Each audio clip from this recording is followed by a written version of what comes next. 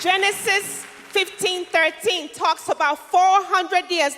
The Lord told Abraham that your people will be in a place for 400 years, and after that I will set them free. And they will come out with great riches. And so that prophecy is fulfilled this year.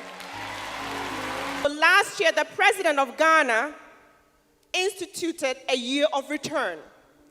Because when the enslaved people were taken out of Africa, they were put through a door of no return. You were never supposed to find your way back home, but I've come to take you home. We invite you to come home this year, and I'm going to be working with you, yes, man of God. Bless you. Thank you. To bring a delegation from New Birth. We're going to Ghana!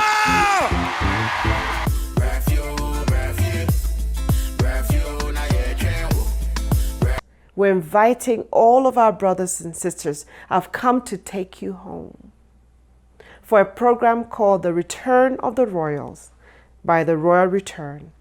We're going to be experiencing an adoption into the royal families of Ghana, royal renaming ceremonies, and you are welcome to exchange your vows or to renew your vows in love. So we come together as a family in Africa to experience our oneness and experience a reunion, marking the 400-year commemoration of African American history in the United States. There's no better way for us to end the year of return than with love and with oneness and with unity and in remembrance and honoring the spirit, that spirit of our ancestors, that spirit that never let go and rose all the way through to the presidency of the United States. That resilient spirit, that victorious spirit, that great spirit, that powerful spirit of who we really, truly are. Africans. I was in Ghana. We came to Ghana a week ago to commemorate the 400 years the first slave ship left. It was the second worst day of my life. The worst day of my life, my mama died.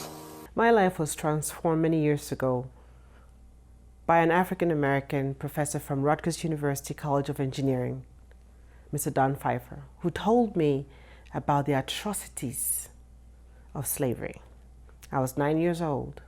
Many years later, when I visited the slave dungeons in Ghana, West Africa, I was changed forever. We invite you to come from December 8th to the 18th in Ghana. We are going to be meeting you right on the tarmac at the airport. When you land, before your feet touch the soil, your brothers and sisters will be there to welcome you home. From there, we're going to go through a royal etiquette training so that you will walk in the power of the royalty that you are. We will then go to the slave dungeons to honor the spirits of our ancestors and to get in touch with them. Once again, turning the door of no return to the door of return. Because by coming home, you would have broken that spell of no return. When our brothers and sisters were taken from here, their names were taken from them and they were taken to the United States for them never to find their way back through the door of no return. By your coming home, we would have broken that spell forever. Then the next day, we're going to go to the healing waters. In the Quran and in the Bible, there's a phenomenon about when rivers meet oceans. We're going to be meeting there where there's absolute healing of our souls, our spirits, for all that our race has been through. You will stand as a leader for your families and for your communities to stand there and go through the healing for them, for all of us. After the healing waters, we will go and have our naming ceremony before the kings and queens of Ghana.